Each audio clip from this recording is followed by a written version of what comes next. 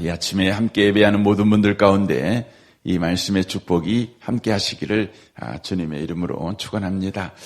이 시편 105편에는 표제가 없습니다. 하지만 이 시편 105편은 바로 언약궤가 오벳 에돔의 집에서 예루살렘으로 옮겨올 때 다윗이 아삽과 그의 형제들을 세워 하나님께 감사하고 있는 바로 노래다, 감사의 시다, 이렇게 대부분 보고 있습니다. 그러므로 이 시편 105편도 다윗의 시다, 이렇게 보는 것이 바로 무방할 것입니다. 그런데 이 시편 105편은 106편과 한 쌍을 이루고 있습니다. 그 내용은 이스라엘의 전 역사 속에 나타난 하나님의 일하심을 바로 찬양하고 있는 것입니다. 그런데 105편에서는 특별히 하나님께서 일을 하실 때 그냥 일을 하시는 것이 아니라 언약대로 일하시는 하나님이신 것을 찬양하고 있습니다. 저와 여러분의 인생 속에도 하나님께서 일하시고 계시는데 그 일하심은 하나님께서 늘 언약의 기반을 두고 일하신다고 하는 것입니다. 오늘 이 시편 105편을 살펴봄으로 인하여서 저와 여러분의 삶 속에 일하시는 그 하나님을 다시 한번 기억하는 그런 은혜가 있으셨으면 좋겠습니다. 1절을 보십시오. 여호와께 감사하고 그의 이름을 불러 아뢰며 그가 하는 일을 만민 중에 알게 할지어다 라고 말씀합니다. 여기에 세 개의 동사가 기록이 되어 있는데 감사하라, 그리고 이름을 불러라, 그리고 알게 하라, 이렇게 이야기를 하고 있습니다. 1절부터 4절에 보면 또 계속해서 동사가 나옵니다. 찬양하라, 감사하라, 알게 하라, 노래하라, 말하라, 이런 등등입니다. 그런데 이 모든 것의 대상이 있는데 하나님이십니다. 하나님께 감사하라, 하나님의 이름을 불러라, 하나님을 알게 하라, 하나님을 노래하라, 하나님을 말하라, 그런 내용이 되는 것입니다. 이 내용은 지금 이 시편 기자가 하나님을 생각할 때 가만히 있을 수가 없는 것입니다. 하나님이 우리 가운데 베푸신 은혜를 생각할 때 그냥 감사하게 되는 것이죠. 찬양하게 되는 것이죠. 또 사람들에게 하나님을 말하게 되는 것이죠. 왜 그랬냐면 지금 이 시편 105편은 좀 전에 말씀드렸던 것 같이 이스라엘 역사 속에서 하나님의 일하심을 지금 언급하면서 그 일하심 때문에 하나님을 찬양하라는 것입니다. 그런데 이스라엘이라는 나라는 아주 조그마한 나라입니다. 역사 속에서 보아도 그 어느 나라보다 작은 나라입니다. 여러분, 그 역사 속에서 작다는 것은 핍박받는다는 것이고 고난의 연속의 역사를 가졌다는 것입니다. 그리고 이내 없어져 버릴 나라라는 것을 의미하는 것입니다. 그럼에도 불구하고 이 나라는 없어지지 않았습니다. 지금 그 조그만한 나라가 그 근동 지역에서 가장 강력한 나라로 지금 부상하고 있다고 하는 것이죠. 본인들이 생각해 봤습니다. 왜 이런 일이 일어났는가? 우리나라에 자원이 많아서인가? 아니면 뛰어난 인재가 많아서인가? 그런데 아닌 것이죠. 땅도 조그만하지, 인구도 조그만하지, 자원은 전혀 없지, 거기에 똑똑하고 잘난 사람도 없지. 그러니까 자신들이 이렇게 생존하고 있을 뿐만 아니라 영광을 누리는 이유가 자신들 안에는 하나도 그 이유가 없는 것입니다. 유일한 이유가 있었는데 그것은 하나님께서 일하시고 계셨다는 것이죠. 바로 자신들에 대하여 하나님이 관심을 가지시고 자신들의 역사 속에 뛰어들어오셔서 친히 하나님께서 그들의 자원이 되어주시고 그들의 영토가 되어주시고 또 그들의 힘이 되어주시고 그들의 지혜가 되어주시고 그들의 왕이 되어주시고 장군이 되어주시고 무기가 되어주셨기 때문에 바로 그렇게 되었다는 것이죠. 세상에 어떤 신이 이런 신이 있겠습니까? 세상의 모든 신들은 우리에게 관심이 없어서 우리에게 일어나는 일에 대해서 잘 모릅니다.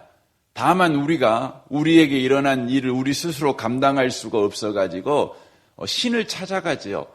그리고 신에게 바로 구구절절 우리의 형편을 아뢰고 신이 우리 인생에 개입하기를 요구합니다. 그때에 신이 우리 인생에 개입할 만한 그런 정성을 보여줍니다. 그런 헌신을 우리가 신에게 보여줘야 합니다. 그때 신이 비로소 우리의 정성을 보고 우리의 헌신을 보고 참여할까 도와줄까 말까 그러는 것이죠. 그러니까 신 앞에 선 인간은 언제나 조마조마합니다. 언제나 근심 걱정이 많습니다. 신이 도와줄지 안 도와줄지 가늠하기가 어렵기 때문에 그렇습니다. 언제는 도와주는 것 같은데 언제는 안 도와줘요. 그러니까 이게 종을 잡을 수가 없는 것입니다. 그런데 우리 하나님은 안 그러셔요. 우리 하나님은 우리가 요청하지도 않았는데 우리 인생 속에 뛰어들어오셔서 하나님께서 우리를 사랑한다는 걸 친히 보여주셔요. 우리를 바로 보호하고 계시고 인도하고 계시고 우리의 하나님 되심을 하나님이 친히 보여주고 있는 것입니다. 하나님이 헌신하시는 것이죠. 희생하시는 것이죠. 세상에 이런 신이 어디가 있겠습니까? 저는 이 아침에 오신 복 있는 분들이 이 이스라엘 민족 가운데 행하신 그 하나님을 보면서 우리의 인생에도 이렇게 행하시는 하나님이라는 것을 저와 여러분이 기뻐하시고 그 하나님께 찬양하고 그 하나님께 경배하기를 그치지 아니하는 그런 복된 분들이 꼭 되셨으면 좋겠습니다. 5절 보십시오. 그의 종 아브라함의 후손 곧 택하신 야곱의 자손 너희는 그가 행하신 기적과 그의 이적과 그의 입의 판단을 기억할지어다 라고 말합니다. 야곱의 자손 곧 이스라엘이죠. 이스라엘이 하나님의 백성이 되었습니다. 구원받은 자가 되었습니다. 그들에게 자격이 있었기 때문입니까? 아닙니다. 하나님의 일방적인 은총이었습니다. 그런데 여기에 보니까 세 가지를 이야기합니다. 그가 행하신 기적과 그의 이적과 그의 입의 판단을 기억할지어다 라고 말합니다. 하나님의 은혜의 근거예요. 하나님의 은혜의 근거는 바로 그가 행하신 기적과 그의 이적과 그의 입의 판단 이었다는 것이죠. 그러니까 이것은 우리에게 하나님의 은혜가 베풀어질 이유가 하나도 없었고 오직 하나님 자신에게만 우리에게 은혜를 베풀 이유와 근거를 가지고 있었다는 것을 바로 말씀해 주고 있는 것입니다. 사랑하는 성도 여러분, 우리가 신앙생활을 해갈 때 은혜 받을 이유와 근거를 우리에게서 찾는 것은 그것은 성경이 말하고 있는 신앙이 아닙니다. 반대로 우리가 때때로 어려운 일을 당합니다. 그러면 어려운 일을 당하면 우리에게 그 이유와 근거가 있는 것처럼 그것을 찾으려고 하는 분들도 많습니다. 그래서 은혜를 받으면 그 이유와 근거를 나에게서 찾다 보니 내가 교만해지고 내가 안 되는 이유도 나에게서 이유와 근거를 찾다 보니까 우리가 또 열등감에 빠집니다. 사랑하는 성도 여러분, 항상 우리의 삶에 일어나고 있는 모든 일의 이유와 근거를 하나님에게서 찾으셔야 합니다. 하나님께서 신실하셔서 하나님의 약속한 바를 이루시기 위해서 하나님이 우리 가운데 친히 개입하셔서 일을 하고 계신다는 것이죠. 그 궁극적인 목적은 바로 우리 가운데 크신 구원을 베푸시기 위해서라고 하는 것입니다. 그래서 여러분과 제가 무슨 일이 일어나면 저와 여러분이 자동으로 하나님이 베푸실 구원, 우리의 생각과 우리의 계획과 비교가 되지 않는 큰 하나님의 생각과 이유에 근거한 그 구원을 저와 여러분이 기대하시는 삶을 꼭 살아가셔야 합니다. 하나님께서 우리가 생각도 못하는 일을 하시는구나. 우리가 계획하지도 않았던 위대한 구원을 우리의 삶에 지금 베풀고 계시는구나. 나는 하나님을 기다린다. 나는 하나님을 찬양한다. 나는 하나님을 소망한다. 이런 태도를 저와 여러분이 놓치지 않으셨으면 좋겠습니다. 하나님께서 이스라엘 백성 가운데 일을 행하십니다. 그런데 그 일을 행하시는 그 근거가 뭐냐면 바로 하나님의 언약입니다. 그래서 8절에 그렇게 말씀하고 있습니다. 그는 그의 언약 곧 천대에 걸쳐 명령하신 말씀을 영원히 기억하셨으니 이것은 아브라함과 맺은 언약이고 이삭에게 하신 맹세이며 야곱에게 세우신 율례 곧 이스라엘에게 하신 영원한 언약이라라고 말씀합니다. 그러니까 하나님께서 우리 가운데 구원을 베푸시는 이유와 근거는 바로 하나님이 친히 우리에게 약속하신 그 약속을 지키시기 위해서 바로 그런 일을 한다는 것이죠. 특별히 이스라엘 백성들은 아브라함과 이삭과 야곱에게 하신 하나님의 언약, 그 언약을 근거로 해서 하나님이 이스라엘 민족 가운데 개입하셔서 일하신다. 이것을 지금 다윗이 고백하고 있는 것입니다. 그런데 재밌는 표현이 그의 언약 곧 천대에 걸쳐 명령하신 말씀을 영원히 기억하셨으니라고 말씀합니다. 이 천대까지 우리 하나님은 언약을 기억하셔서 그 언약대로 일하신다는 것이죠. 이 천대라는 의미는 성경에서 천이라는 의미는 영원한 걸 의미합니다. 영원한. 그러니까 하나님은 영원히 그 행동의 근거를 하나님의 언약의 말씀에다가 두고 일하신다는 것입니다. 여러분 천대가 얼마나 긴 세월인지 여러분 아십니까? 우리나라에서 가장 성씨 중에서 이 족보를 가진 성씨 중에서 긴 성씨 중에 하나가 누구냐면 밀양박씨 박혁거세라고 그러죠. 박혁거세. 이 박혁거세를 조상으로 하고 있는 밀양박씨가 굉장히 깁니다. 그러니까 이 박혁거세가 언제 태어났냐, 뭐 정확한 날짜는 알 수 없지만 그래도 대략 기원전 69년경에 태어났다고 그렇게 봅니다. 그러면 지금으로부터 거의 2100년 가까이 전에 태어났잖아요. 2100년 전에. 근데 2100년 전에 태어난 조상을, 그들의 조상, 시작점으로 여기고 있는 밀양박 씨가 지금 몇 대손까지 왔냐, 그러면 약 한 70대 정도, 한두 대 정도 왔을 거예요. 저는 저희 조상이 중국에서 한국으로 한반도로 넘어와 갖고 고려 말에 오신 분이신데 제가 28대 손입니다. 그러니까 고려 말이면 거의 1000년 됐죠. 1000년까지는 안 되더라도 거의 거의 1000년 가까이 됐겠죠.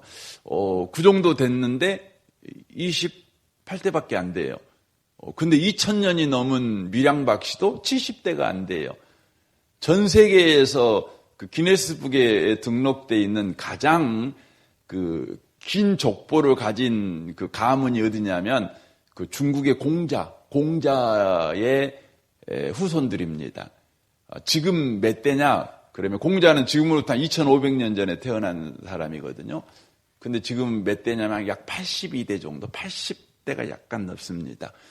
그러니까 여러분 1000대 그러면 얼마나 긴 세월인지 아시겠죠. 그러니까 아브라함은 3000년 전 사람이거든요.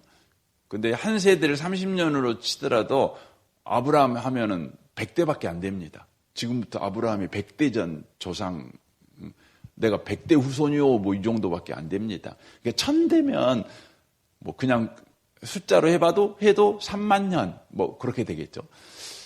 그것은 3만 년을 이야기하는 것이 아니라 영원하다. 영원히 지속된다.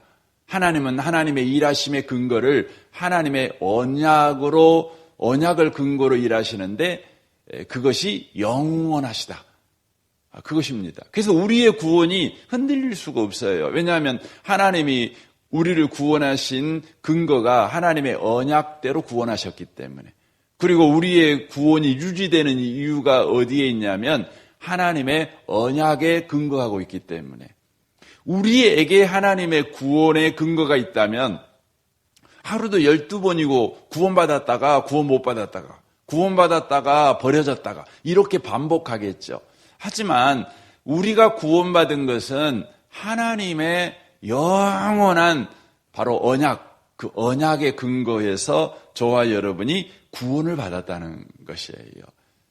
이 아침에 오신 복 있는 성도 여러분, 이 하나님을 찬양하십시오. 이 하나님의 일하심의 근거로 여러분의 구원을 확인하십시오. 여러분의 구원받은 신분에 대하여 여러분이 기뻐하고 감사하고 오늘 또 여러분 담대하게 여러분 살아가시는 복 있는 분들이 꼭 되셨으면 좋겠습니다. 이것을 또 보여주는 것이 뭐냐면 여기 9절에 아브라함과 맺은 언약과 이삭에게 맺은 맹세이며 10절에 야곱에게 세우신 율례 곧 이스라엘에게 하신 영원한 언약이라 라고 되어 있습니다. 하나님께서 아브라함, 이삭, 야곱과 언약을 맺으셨다는 것이죠. 구약 성경에 보면 자주 등장하는 그 표현이죠. 아브라함의 하나님, 이삭의 하나님, 야곱의 하나님 이런 표현을 씁니다. 왜 이런 표현을 쓰냐면 이 히브리 문학에서 삼은 완전을 상징하는 겁니다. 완전을 상징합니다.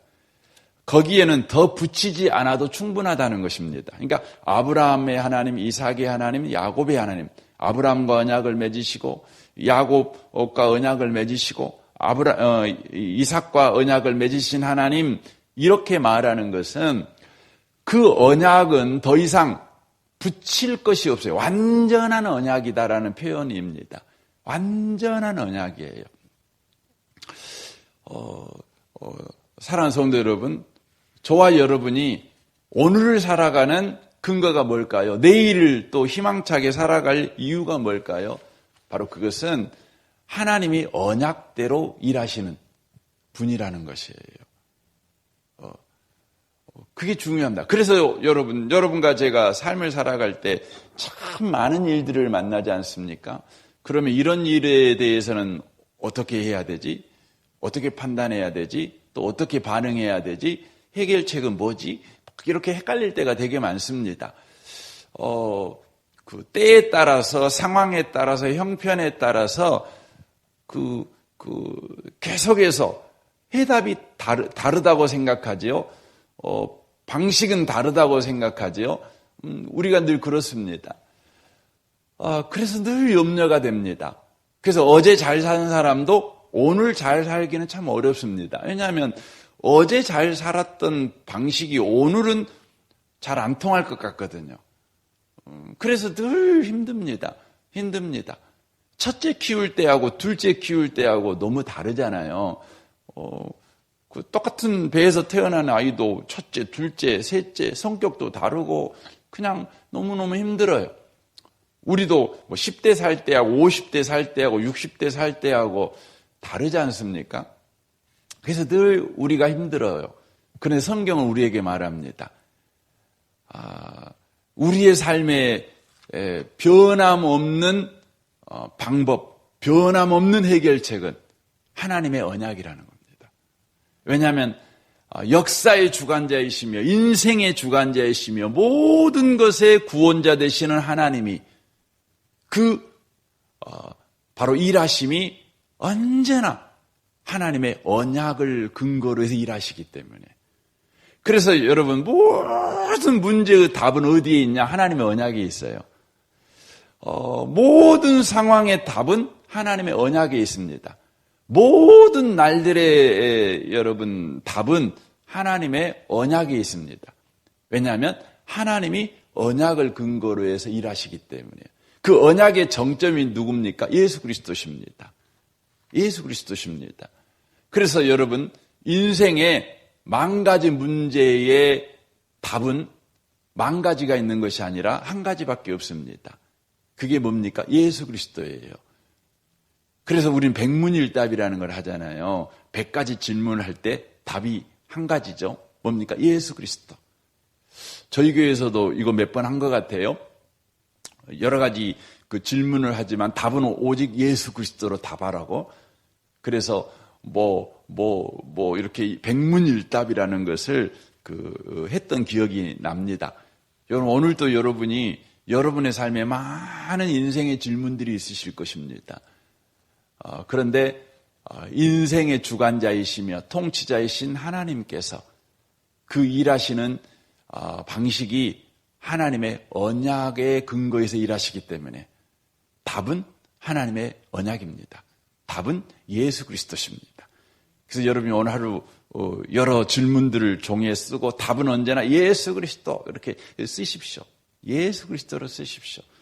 여러분의 삶에 큰 은혜를 경험할 뿐만 아니라 여러분의 삶에 참된 그 그리스도인의 삶을 살아가는 복이 저와 여러분에게 있게 될 것입니다. 이 시편 105편에서 하나님은 언약대로 일하신다. 하나님의 백성들을 언약대로 구원하신다. 이렇게 계속해서 소개하고 있어요. 그 이유가 뭘까요? 그 이유는 하나님이 언약대로 일하셔서 우리가 구원받은 이유와 근거가 하나님의 언약이다. 이렇게 가르치는 것은 이제 구원받은 사람들이 이렇게 살아야 되기 때문이다. 이걸 가르쳐주기 위해서입니다. 이게 45절을 보십시오. 44절. 여러 나라의 땅을 그들에게 주시고 민족들이 수고한 것을 소유로 가지게 하셨으니 이는이라는 것은 목적이죠. 내가 구원한 목적은 그들이 그의 율례를 지키고 그의 율법을 따르게 하려 하심이로다. 할렐루야. 이렇게 말씀합니다. 여기 율례라고 하는 건 율법이라고 하는 것이 우리가 이제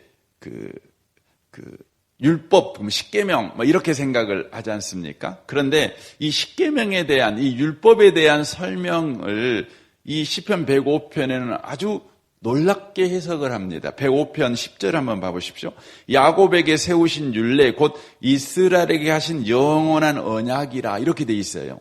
그러니까 율법이 뭐냐? 그러면 영원한 언약이래요. 그렇게 해석을 하고 있어요. 그러니까 우린 율법 그러면 우리가 이렇게 살아야 돼, 저렇게 살아야 돼, 이렇게 안 살면 벌 받고 저렇게 살면 복 받고 이렇게 우리가 생각을 하잖아요. 그런데 이것을 이 성경에서는 영원한 언약이라고 표현합니다. 이 영원한 언약이라는 것은 무엇을 이야기하고 있냐면 하나님의 일하심이 훨씬 큰 거예요. 하나님이 이렇게 일할 거야. 이런 의미거든요. 그러니까 율법의 말씀을 여러분 보시면 내가 이것대로 안 사냐 안 사냐가 중요한 것이 아니라 더 중요한 것은 하나님이 율법의 말씀 안에 하나님의 일하심이 숨어 있다는 거예요. 그래서 율법의 말씀을 볼 때에 하나님의 일하심을 저와 여러분이 거기서 알게 될 때 우리는 율법의 말씀을 즐거이 행하는 자가 돼요. 그런데 하나님의 일하심을 거기서 보지 못하면 율법의 말씀을 볼 때 저와 여러분이 두려움 속에서 율법의 말씀을 지켜내기 위해서 애쓰는 바리새인이 될 수밖에 없어요. 시간이 다가가고 이 부분은 제가 길게 말씀드릴 수 없지만 그래서 결론적으로 말씀을 드리면 하나님께서 언약을 근거로 해서 우리를 구원하신 이유는 그래서 우리를 구원받은 하나님의 백성이 되게 하신 이유는 우리가 율법을 지키는 자가 되게 하기 위해서라는 것이죠. 이 말은 저와 여러분이 하나님이 언약을 지키듯 저와 여러분이 두 가지를 기억하고 사는 것입니다. 하나님은 언약을 지키시는 분이시다. 이걸 기억하고 나는 언약대로 구원받은 사람이다. 그러니까 나도 언약을 지키며 살아가는 사람이 돼야지. 이렇게 바로 하나님께서 우리를 가르치는 것입니다. 그래서 여러분 언약을 지키고 살아가는 게 너무 중요하거든요. 이건 종교적인 부분에만 머물러 있지 않습니다. 유대인들은 언약 생활, 언약을 하나님이 지키신다는 이것 때문에 우리가 구원받았고 우리도 언약을 잘 지키는 자가 되라고 하나님 우리를 구원해서 이걸 그들이 알기 때문에 그것을 근거로 해서 그들은 모든 생활을 합니다. 그래서 여러분 언약을 잘 지키는, 사람과 사람 사이 언약을 잘 지키는 사이가 무슨 사이죠? 신용사회입니다. 신용사회입니다. 여러분 그 최고의 그 고급한 사회가 어떤 사회입니까? 신용사회입니다. 신용사회입니다. 그래서 유대인들이 만들어낸 게 뭐예요? 금융업입니다. 금융은 이 돈 거래할 때 신용이 중요하잖아요. 계약대로 움직이는 것이죠. 계약을 철저하게 지키는 겁니다. 그래서 유대인들에 의해서 세계 금융이 지금도 그 유대인들이 흔들고 있습니다. 왜냐하면 이들은 언약을 근거로 해서 모든 생활을 하니까. 사랑하는 성도 여러분, 저와 여러분이 언약 때문에 구원받았습니다. 이제 저와 여러분도 언약에 신실한 사람이 돼야 됩니다. 오늘 하루도 그 약속 잘 지키며 살아가셨으면 좋겠습니다. 하나님께서 일하시니까 이걸 놓치지 않고 오늘도 살아내시는 모든 분들이 다 되시기를 주님의 이름으로 축원합니다. 아멘. 우리 같이 기도하겠습니다.